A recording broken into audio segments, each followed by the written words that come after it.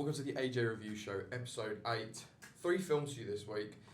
1 haunting film, 1 lovely film, and 1 very creepy and sinister film. So 3 very different films. We're picking back the quality now. Things are coming back round.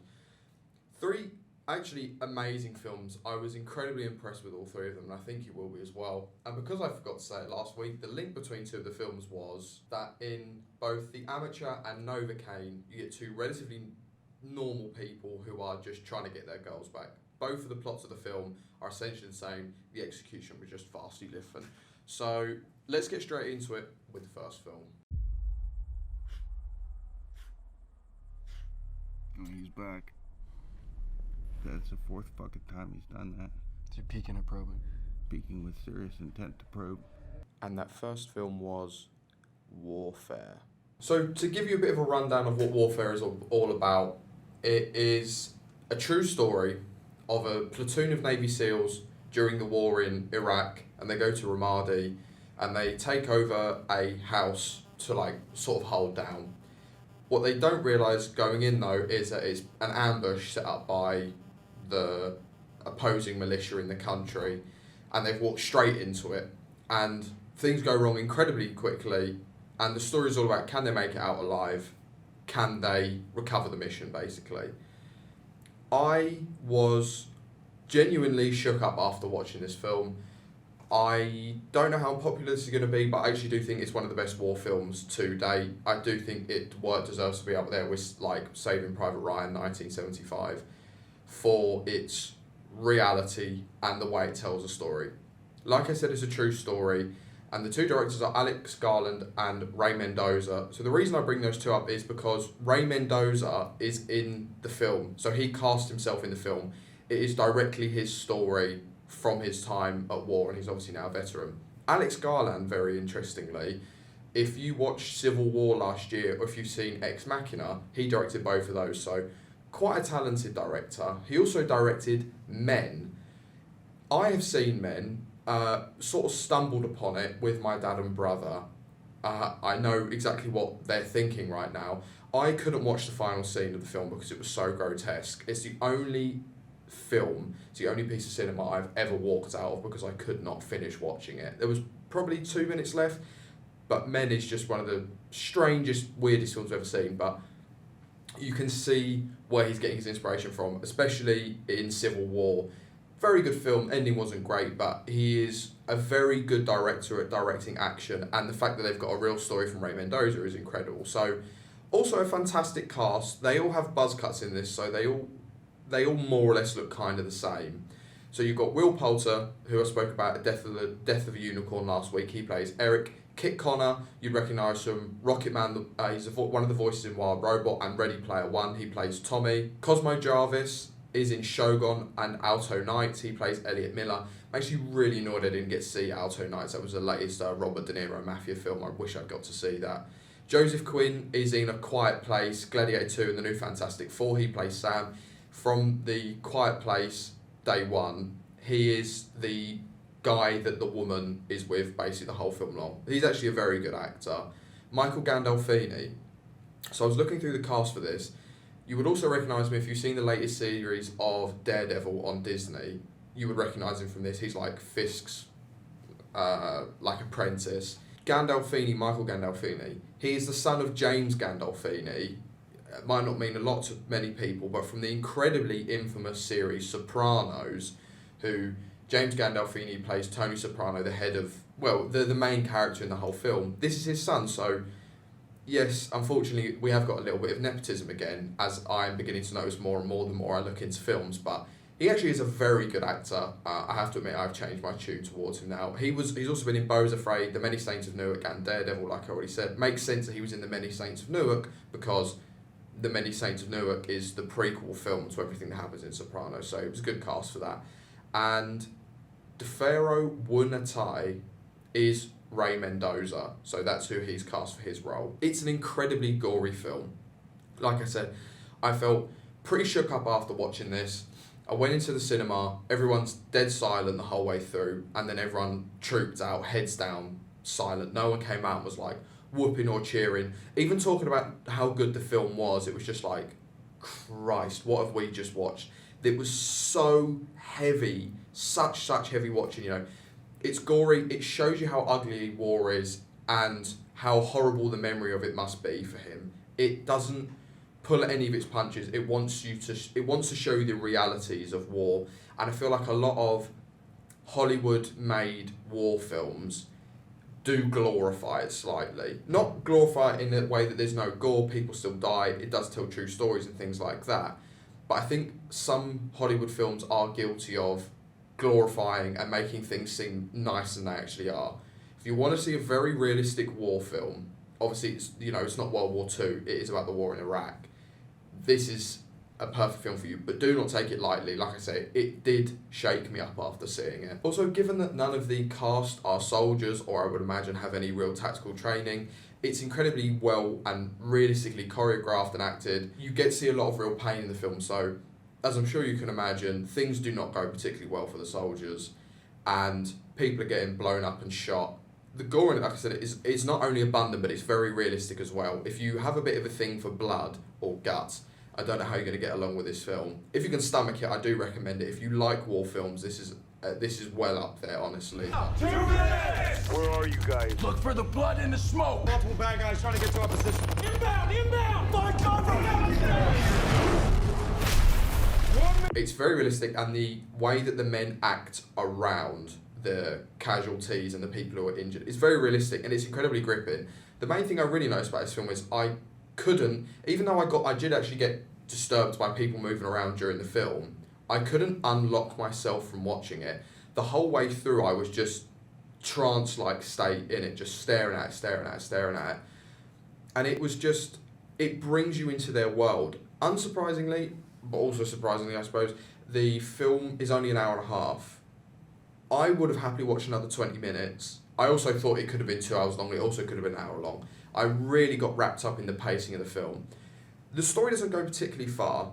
You do just get them, they set up in the house, they're trying to break out, get the casualties out. So it's not like the most elaborate story in the world. It's not like, it's not How We Killed Bin Laden or anything like that. It is just, they're trying to break out, and it's just a very real and visceral story of these soldiers' experience. Another amazing thing in the film was the cinematography and how it uses sound to disorientate the audience. So outside of when I watched Oppenheimer, and the bit where the nuke goes off and it's just chaos, it's so loud. There is a scene in this that is honestly, I think, just as loud. So things are going wrong and there's loads of radio chatter coming through. They obviously have like someone who's in charge of communications, and the radio chatter is coming from 3 different lines, and it's getting louder and louder and louder and louder and louder. And it is absolutely deafening. Stuff like flashbangs go off from grenades as well, and it changes sort of point of view to different soldiers. And some of the soldiers have been really shook up by what's happened by IEDs and stuff like that. And when it goes to them, it really like muffles the sound of what's going on, and the camera work gets kind of shaky, so you feel really disorientated. And then all of a sudden, it'll throw you back in for like full speed back to like gunfire or grenades or something. So it really messes with your sense of like, who are we looking at? Oh my, like it feels like a bit like being on a roller coaster, a bit like getting slapped around. It's just, you're going from left to right. And it feels like a very real representation of war. Like I said, it is obviously someone's memory. It is Ray Mendoza's actual memory of what happened to him. So it's very visceral, and you can feel the emotion and also why he wants to tell the story. Like I said, it's a sad film. It has a lot of emotion in it. The action in it is fantastic. Like I said, the choreography, but all of the fighting scenes are very real. And if you had said this is more of a documentary, I would also believe you. Obviously, it is dramatised for the camera. I'm sure it probably took slightly longer than this for all the events to unfold, but it does feel like you are just watching these men trying to break out, and it really does bring you into the world. Like I said, it's sad. Do not underestimate it. It's a very real film, and you can understand once you've seen what the film is trying to tell you. It doesn't let up. It's tough to watch. Well acted. It's a hauntingly true story. Greatly represents war. Not saying that war is great, but it does a very good job of representing war. And it's the best Iraq war film I've ever seen. I have seen stuff, like American Sniper, very, very good. War Dogs, although it's not really a war film, but This is a fantastic, fantastic war film. If you like war films, if you don't mind guts and gore, this is definitely for you. And I'm going to give Warfare 4 stars. It's too good to be harshly rated. The acting's good, the action's fantastic, and it gripped me, and that's Warfare.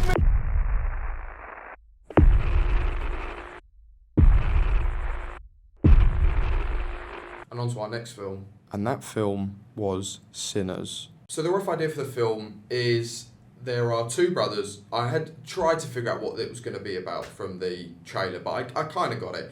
There's two brothers who have sort of hustled and gambled and robbed their way through lives, both quickly, and they pay these two guys to come in and play music, and they go and recruit all these people that they've known because they've been away and they've come back to play different roles like the cook and the barmaid and things like that. They basically end up inviting the whole town to come to their dance, as long as you are black, basically. They don't want... Because it's set in I think it's set in the 1930s it was. It's still around the time where there was people still living on plantations and stuff. So culture is a very big part of the film. But anyway, they invite in all these people and they're dancing and drinking, but eventually people show up that are not invited and the story goes from there. I am so pleased that after seeing the trailer, it actually doesn't give anything away about the film. There is so much about the film that was surprising to me. It's not given away. I haven't read it anywhere.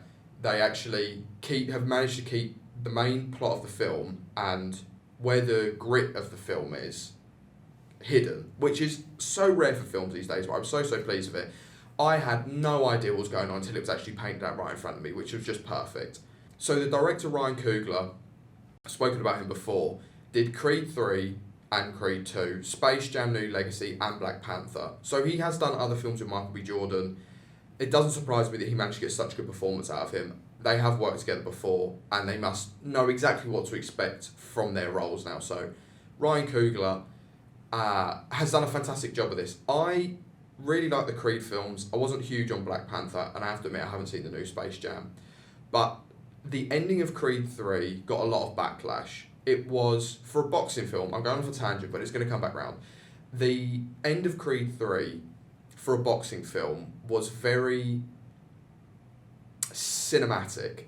And not cinematic in a good way. Cinematic in a way like, oh, we're trying to make this look really pretty, and they were having flashbacks and stuff like that. When really all you want in a boxing film is just people to slug it out. You don't care about anything else in a boxing film. We just want to see two people batter the life out of each other.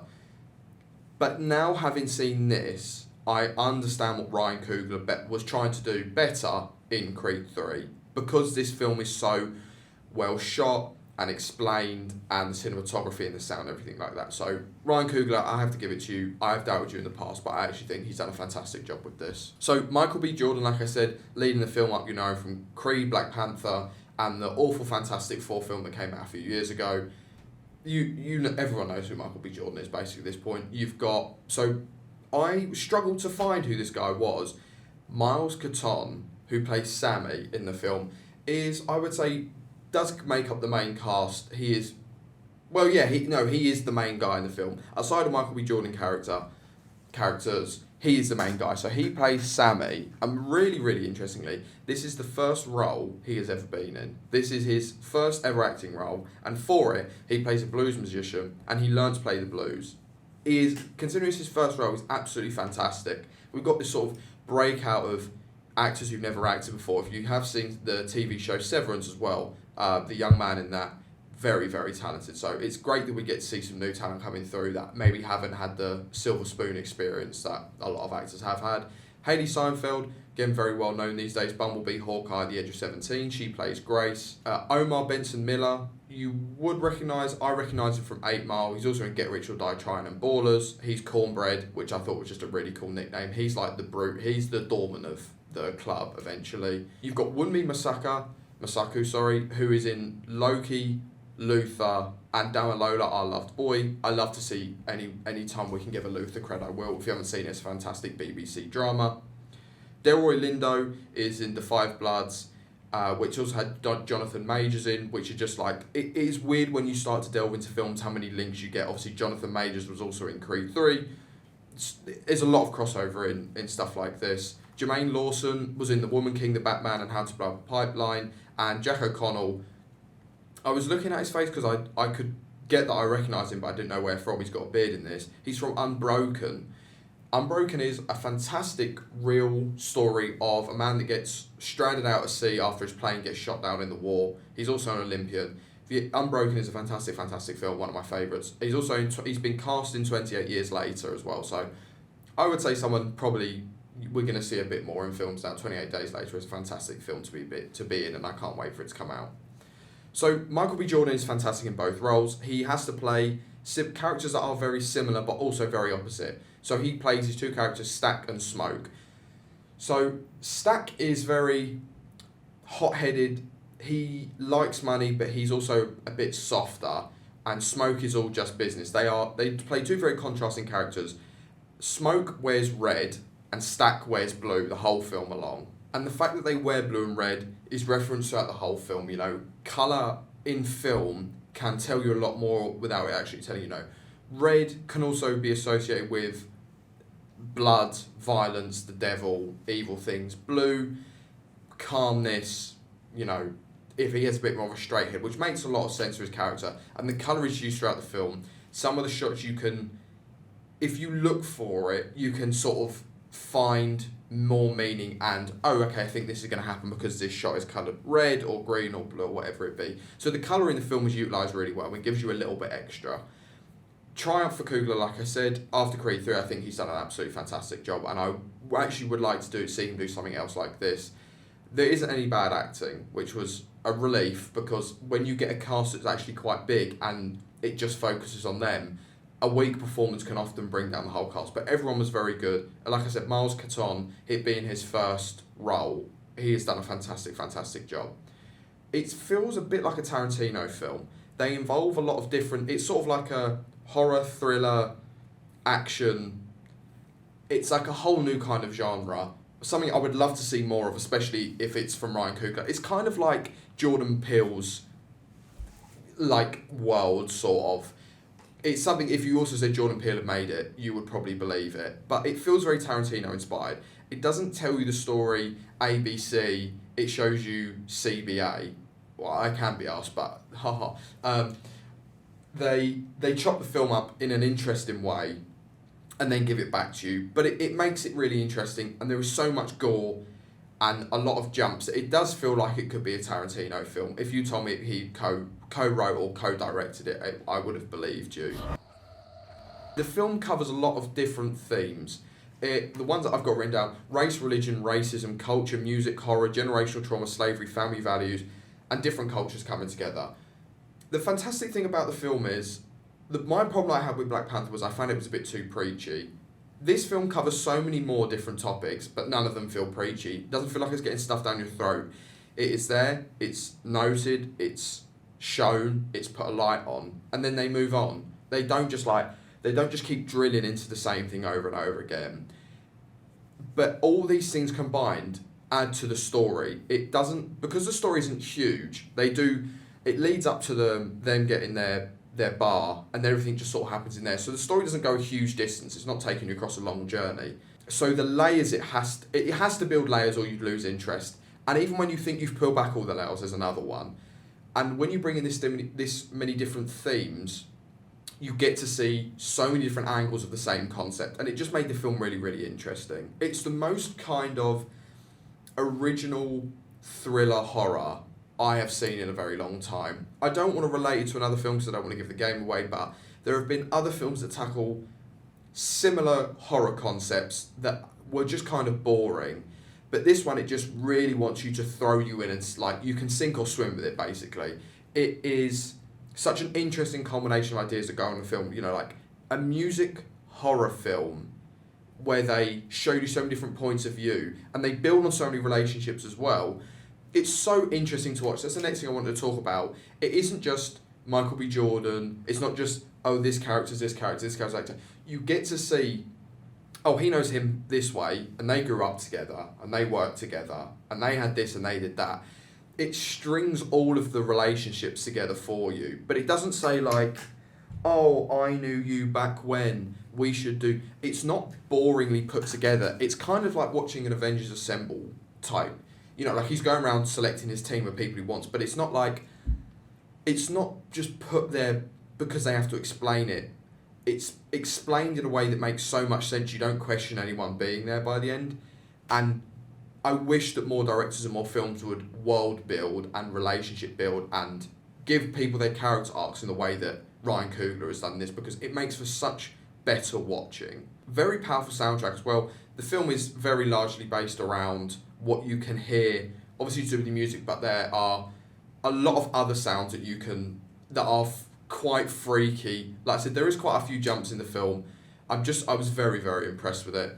Very cool cinematography. My favourite scene, I'm not going to give it away, but there is a long panning shot where it does a big 360 inside the bar where they're talking about music, and it gives away more information the further the camera goes round. I have no idea how they shot it, honestly. It must have taken them so many takes to get it right, but the ending effect is absolutely brilliant. The cinematography throughout is fantastic. There's a scene where the music is so, I don't think this is a spoiler, the music is so vibrant that it lights the roof on fire. Obviously it doesn't actually light the roof on fire, but they show you the building burning down and everyone dancing inside like the walls are still there. It is just so creatively made. I beg that we get more of this kind of cinema, honestly. All the film gels very well together. Like I said, the amount of layers in it really just adds to the overall feel.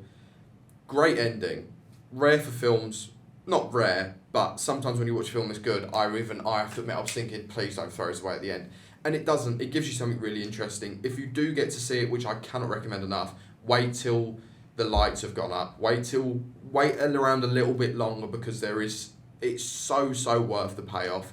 I would have quite happily watched a prequel.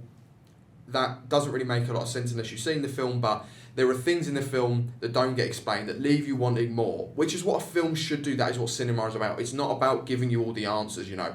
In Tarantino's Pulp Fiction, you never find out what's in the briefcase, and people still talk about it today. You can talk to any Tarantino fan and ask him what's in the briefcase, and everyone have a goddamn different idea. I have my own idea. Someone else have their idea. I think it's Marcellus Wallace's soul, but if someone else have his own opinion. Tarantino himself said no one's ever got it, so you don't want films to spell everything out for you. That's when films are lazy and they fall off and they're just not as interesting anymore. And this film, it ends well, but it doesn't give you everything. And like I said, I would have watched a prequel quite happily. It's so well acted, interestingly shot, it's spooky and engaging. I'm going to give Sinners 4 stars. I recognise it sounds like a 5-star film, and honestly, I could probably be persuaded into it being 5 stars, but it doesn't lack anything. I don't know, maybe I needed a last little bit of zip would have pushed me over to the 5-star, but I'm sure you could call it a 5-star. It's been very well rated so far. Our final film.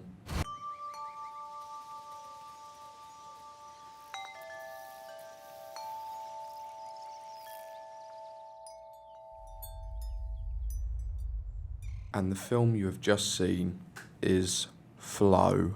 Okay, so I was against Flow when it first came out. I would explain why. I didn't know it had done Cannes and had done incredibly well at Cannes as well. So Jins Zilbalodis, I probably butchered that, is the director, the writer. He had someone else writing with him, but he also did like the picture for it, the cinematography. It is obviously just his love child. It makes a lot of sense of how well this film looks, given even though it is an animated film. He is the child of a painter. His mother was a painter and his father was a sculptor, which he does actually show in the film. There are sculpting and painting and things like that, but the edges that the animals have in the film do look like they've been sculpted. So he is obviously comes from a very creative family, and I mean, the film is amazing. It pained me originally because the film won the Oscar for the Best Animated Picture. The same year that Wallace and Gromit was nominated for Avengers Most Foul.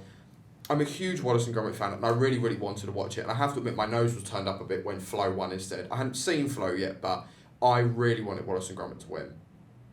The first thing I have to say when I sat down to watch it, I sat down in my seat.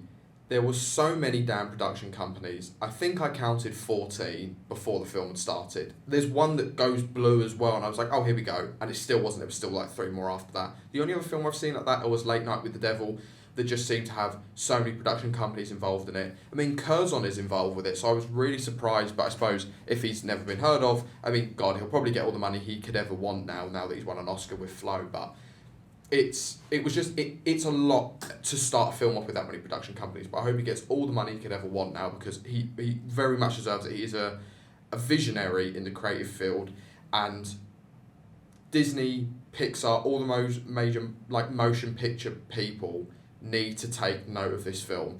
Also, they need to take note of Puss in Boots: The Last Wish, because that is another fantastic animated film that came out in the last couple of years. And the only other film I can compare this to is Soul.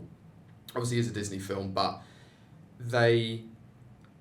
children's films, I've been reading about them recently in a book. Children's stories, children's films, children's books are there to teach lessons. Lessons that might not be immediately like obvious to you, but films like Pinocchio, wanting to become a boy, having to overcome the adversities of being a wooden puppet, the whale, the terrible dragon in most fairy tale films, the adversities you have to get over. But I feel like a lot of recent animated pictures are just sort of reworked slop, and they're not really trying that hard to instill values or morals or wider themes, as well as giving you an incredible cinematic experience. Flow is, and as far as I'm concerned, I think it's the birth of a classic animated film. If I had a child here and I was like, I can only show you 2 films for the rest, till you've gotten old enough to hope that you are instilled good values, I would show them Soul and I would show them Flow. Also, both 4 letters long, which is just odd. Incredible. Absolutely incredible. Hour and a half long. I would have watched 3 hours of it. Obviously, it probably would have lost its tang by that point, but it is the most amazingly deep-hearted film I've seen in a long time. Even if you took the fact that it's animation away from it, it does such a good job at what it sets out to do. Like I said, I think children's films need to have values and morals, and this film is chock full of them. So the story of Flo is, you get this lovely little black cat who she lives seemingly on her own. It doesn't seem to be humans, which I'll get onto. She lives on her own in the woods. She has a house that was there, which I assume was her owner's, because there's cat carvings all around it. But their owners, there is no humans anymore. And she's living in the forest. There's a pack of dogs that chase her. There's bunny rabbits, there's deer and stuff like that. And all of a sudden, the whole world gets flooded. It's shown to you slightly earlier on that she is terrified of water. She doesn't want to go anywhere near it. She's absolutely horrified of it. But the water comes. She managed to escape it. She makes friends with one of the dogs, but the dogs manage to get in a boat and go away. She's left on her own, and the water keeps rising and rising and rising around her. So she goes to the highest point she can, which is like this huge mountain. There's a big stone statue of a cat that has been put there, I don't know. And she goes up to the top of it and she's waiting and waiting and waiting. And eventually a boat comes along, and in the boat is a little capybara.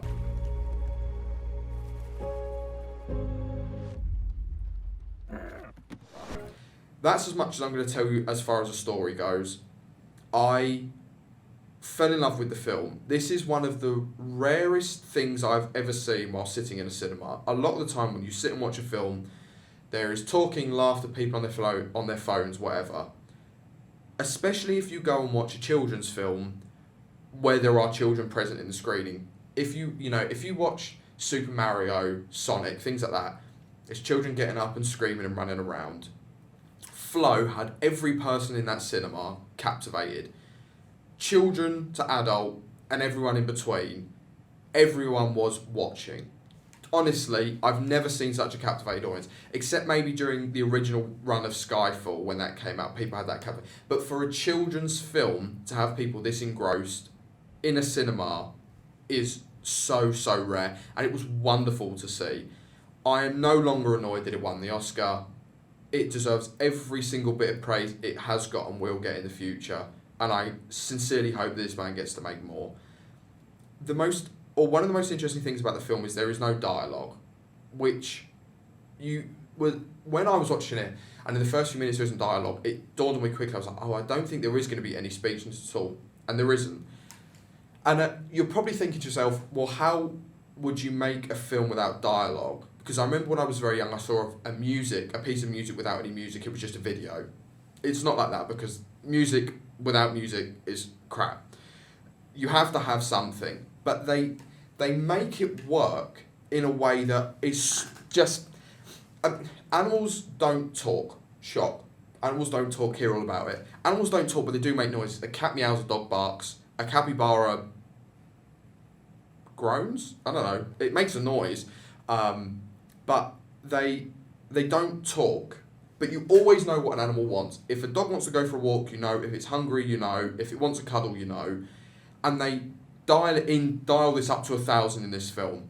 There is no dialogue, but somehow you know what the cat thinks from the way it looks in the ears. You know what the dog wants. You know everything that's going on. It's just shown to you instead of said, and it just sets out a whole new stall for what we should be expecting from animated films and films in general.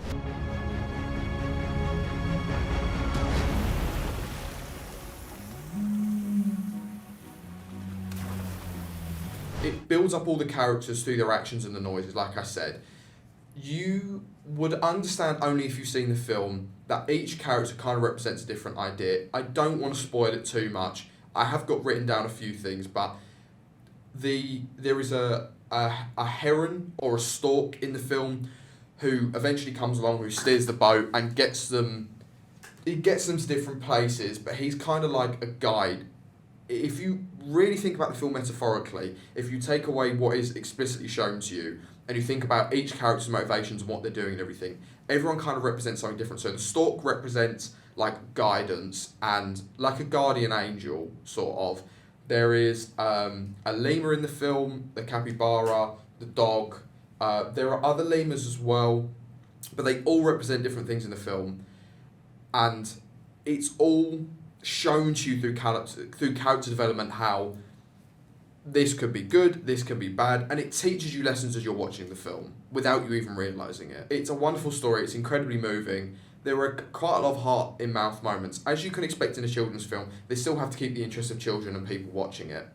But, I mean, if it didn't have its PG rating, and you just showed it to someone, besides the fact it's animated, it's not really a children's film. I mean, there's nothing in it that makes it a children's film outside of the fact that it's animals and it's animated. There's nothing like... there's no reason for it to be an 18 either. It's just a fantastic film. Like I said, it's got a lot of moments where you're like, oh God, there is surrounded by water. It's like, oh Christ, like, this is so, please, please, please, don't kill the cat. Like, you become so fond of this animal that only... you will know if you have pets. You become so fond of them, even though they don't do anything. They don't give you money. Like, they just sit around and vibe with you, and like sometimes they give you a bit of affection or something. But you become so fond of this animal on the screen as well that you're like, oh please just let my little guy be okay. So I want to talk a little bit about the lessons. I am really thinking about making a longer format just for flow, because I think it deserves it, but there is a lot of lessons in the film. So the place that they're heading towards is again, this is all metaphorically, it's only what I've picked up, but it's also supposed to be like a heaven place, or like heaven or the promised land. Triumph over the fears to find a new life. You must risk what you know to venture into the unknown and find the new. It's about life cycles. What means death for some things doesn't mean death for everything. I mean, if water suddenly surrounded the earth, we'd be buggered, but the fish would love it, wouldn't they? The whales would love it, the sharks would love it. Never judge a book by its cover, what you need versus want, and there's greed and there's vanity in there as well. The story represents change, but change for the positive, even if it can be terrifying. And there's so many lessons in this that would be invaluable to teach a child at a young age. And I can't recommend it enough. I wouldn't just recommend it to children. I'm just going to keep recommending this to everyone. It's one of the best animated films out there.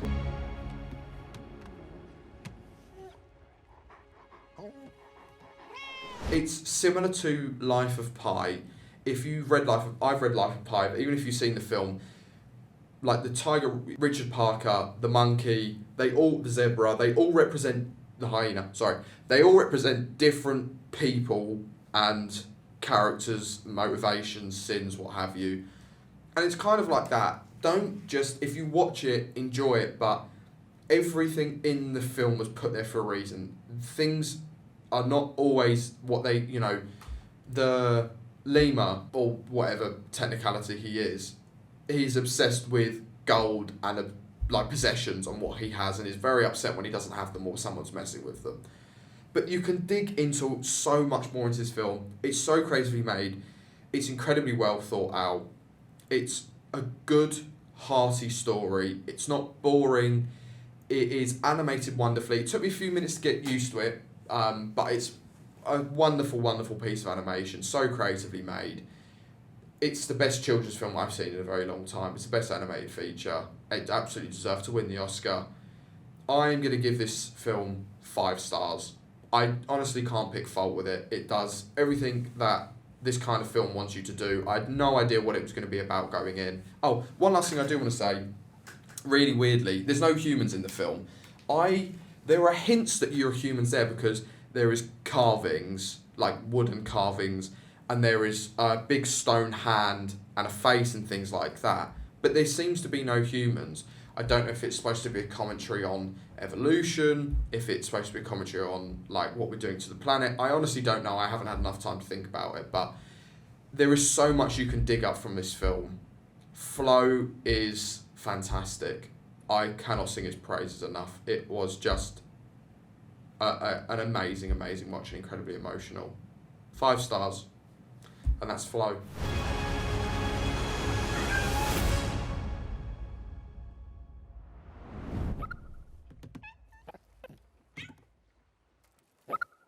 Well, there we have it, folks. Unfortunately, another episode over.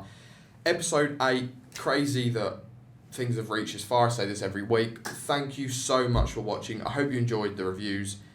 Please get to the cinema to watch any of these films. They all deserve it. You'd have to be quite lucky to see Flow, but look out for it on streaming services. It's worth paying a couple of quid to watch. It really is. But Sinners is still out. You definitely have to see that on Warfare, like I say, if you're into war films. But thank you so much for watching. It's been an absolute pleasure. I love doing these, and I hope you love watching. And that's the AJ Review Show. Hi guys, I hope you enjoyed watching that episode. If you could just drop me a subscribe down below, leave a like and a comment, that'd be really helpful. You can now find me on Instagram, TikTok, and Letterboxd, all at AJ Reviews 101. And click to watch this video up here that YouTube recommended. Enjoy.